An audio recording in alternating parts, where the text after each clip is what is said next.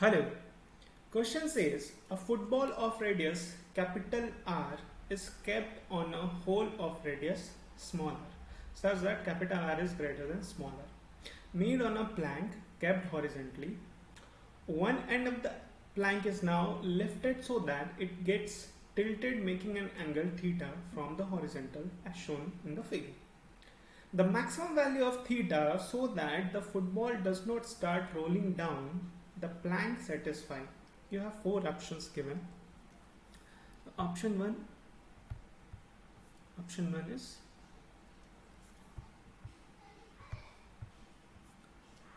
sine theta equals small r by r. Second option is tan theta equals small r by capital R. Then sine theta, third option, r by 2r, and fourth option cos theta small r by 2 times of capital R. So इस question को solve करने से पहले एक geometry term देख लेते हैं हम. वो क्या है? मान लीजिए एक सर्कल है,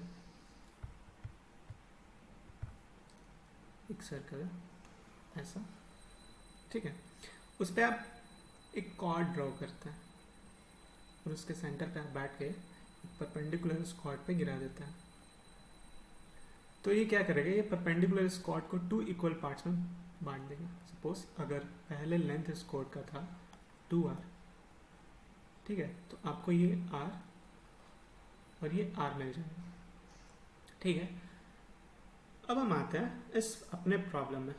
ये सेंटर है और ये रेडियस मान लेते हैं.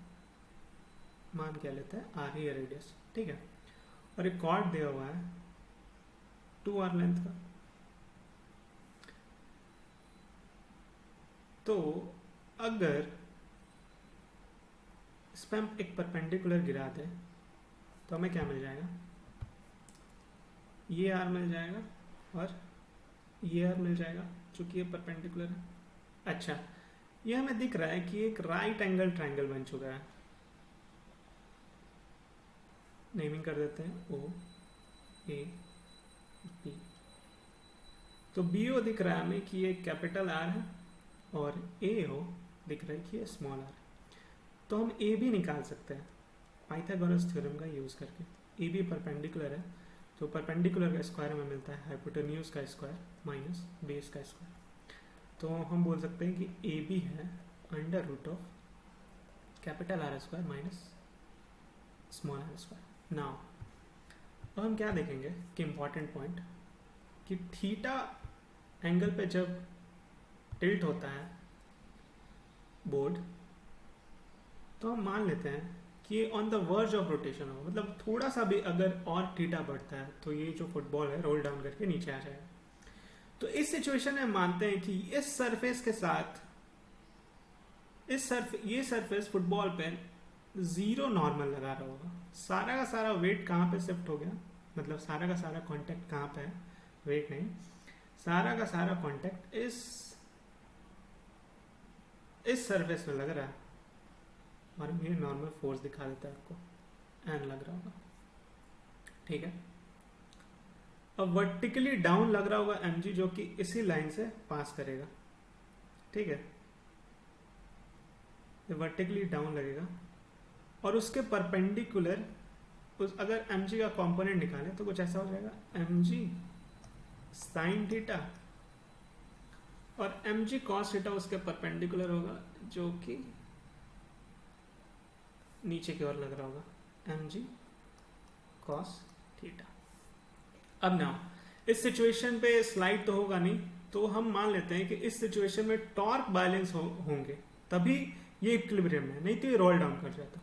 अच्छा, हम टॉर्क कैसे लिखते हैं? टॉर्क का फॉर्मूला क्या है? टॉर्क का फॉर्मूला है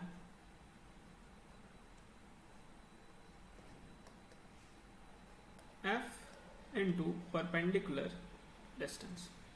अच्छा, टॉर्क हम किस पॉइंट पे लिख रहे हैं ये भी जरूरी होता है. तो हम सपोज करते हैं हम टॉर्क हम P के अबाउट O के अबाउट लिखने में इंटरेस्टेड है. तो हम कैसे लिखेंगे देखते हैं. mg क्या कर रहा होगा? इससे रोटेट करने में मदद कर रहा होगा. तो हम इसको लिखते हैं एम जी साइन थीटा इसे रोटेट करने का कोशिश कर रहा हूँ। अच्छा, तो एम जी साइन थीटा को हम एक्सटेंड कर देते हैं और इस पॉइंट के अबाउट लिख रहे हैं, तो इस लाइन को भी एक्सटेंड कर सकते हैं। तो हम देख रहे हैं कि ये डिस्टेंस है जो कि परपेंडिकुलर है, और ये डिस्टेंस कितना है, under root of R square minus small R square. इस पॉइंट के अबाउट लिख रहे थे, 0 के अबाउट, तो इसे एक्सटेंड किया हमने और उस पर परपेंडिकुलर गिरा है। परपेंडिकुलर डिस्टेंस ही चाहिए होता है। अच्छा, अब ये क्या करेगा कि एम जी कॉस थीटा इससे अपोज करेगा कि ना तुम रोटेट करके नीचे मत जाओ, तो माइनस के साइन के साथ लिखने के बजाय हम इसे इक्वल टू के उस साइड लेके जाते हैं, क्योंकि जब दोनों टॉर्क बराबर लगा रहे होंगे एम जी कॉस थीटा और एम जी साइन थीटा, तभी इक्विलिब्रियम में रहा होगा, नहीं तो ये रोल डाउन करके नीचे आ जाता। अच्छा, तो फोर्स कितने लग रहे हैं, M G cos theta. Okay, now अब हमें परपेंडिकुलर डिस्टेंस चाहिए। अच्छा, ये तो इस लाइन से पार कर रहा है ना एम जी, और इसके परपेंडिकुलर अगर ये है ऊपर वाला, तो ये भी परपेंडिकुलर होगा। तो इस पॉइंट से इस पॉइंट तक आप देख रहे हैं, ये आर, ये 0 वाले पॉइंट से ये परपेंडिकुलर के बीच, क्योंकि कॉर्ड दोनों आर बाय आर में आर और आर पे डिवाइड हो गया था ना, तो ये जो लेंथ है आर है, तो हम यहाँ पे लिखेंगे आर। अब इस इक्वेशन को हम करते हैं सॉल्व, यही रिक्वायर्ड इक्वेशन है।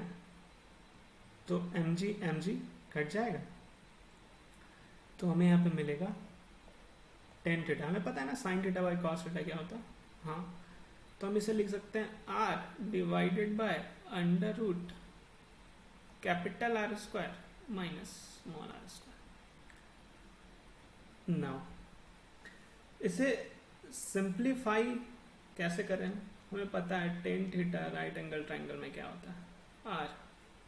ऑप्शन में तो ये नहीं दिया हुआ है ना, capital R square minus small R square, तो हम इसे ले सकते हैं tan theta perpendicular by base होता है। ओके, यही रिप्रेजेंट करता है ना,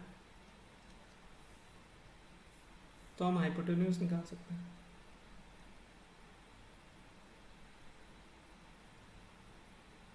कैसे, बेस स्क्वायर